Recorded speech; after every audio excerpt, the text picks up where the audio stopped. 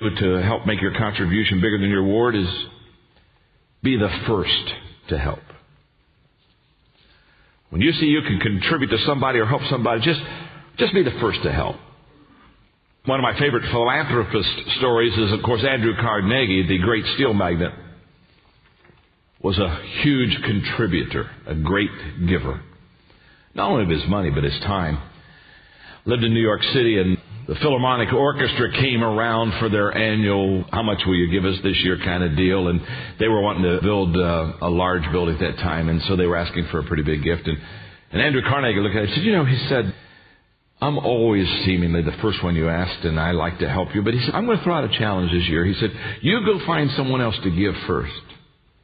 And when you get half of it raised, you come and I'll give you the other half. And so they said they would. And amazingly, they came back the next day.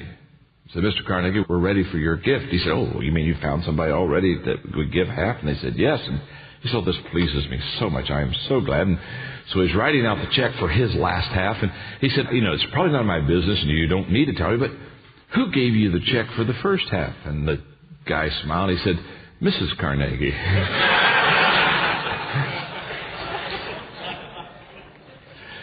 Zig Ziglar, I heard him in Dayton in 1975. He's been a long-time friend and buddy of mine.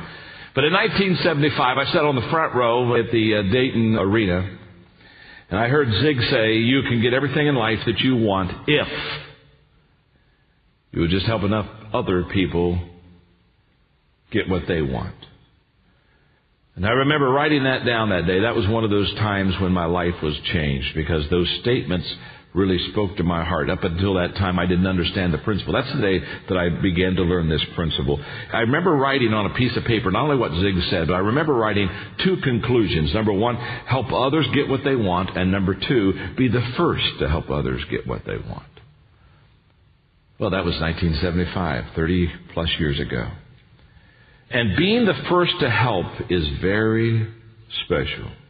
If you're the fourth person to help or the seventh person to help, it's always nice. But if you're the first person to help, I can still remember a friend of Tom Mullen's of mine, Elmer Towns. I called him E.T. I remember he was the first one as a young pastor that I picked up a book on church growth. He was the first one to tell me how I could grow a church, because I didn't know how to grow one until then. I can remember Kirk Campmeyer in 1972 at the Holiday Inn. He was the first one that shared with me that I needed a plan for personal growth. And when I started writing, I wasn't any good at writing.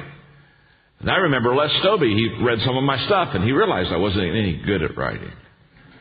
And he was a tremendous writer, and he said, would you like me to mentor you? And I said, yes, and for the next 2 years, he mentored me on how to write, and he was the first to step up and help.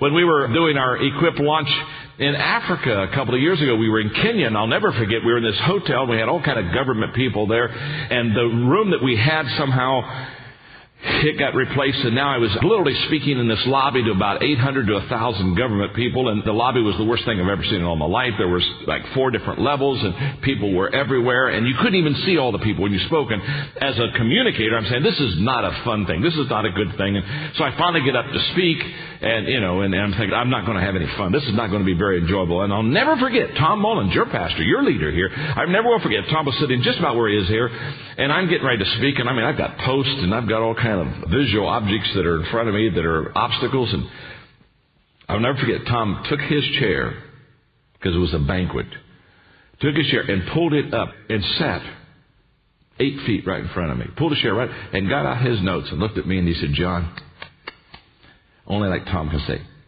give it to me, baby. Give it to me. Come on, I'm ready. He was the first to help. You see, while everybody else is wondering when they're going to get their dessert, Tom's sitting there and he's saying, John's in trouble. This isn't going to be any fun. Somebody's got to step up. Somebody's got to contribute. Somebody's got to give. Somebody's got to be the first to help. So I put in here this last statement. My success is determined by the seeds I sow, not the harvest.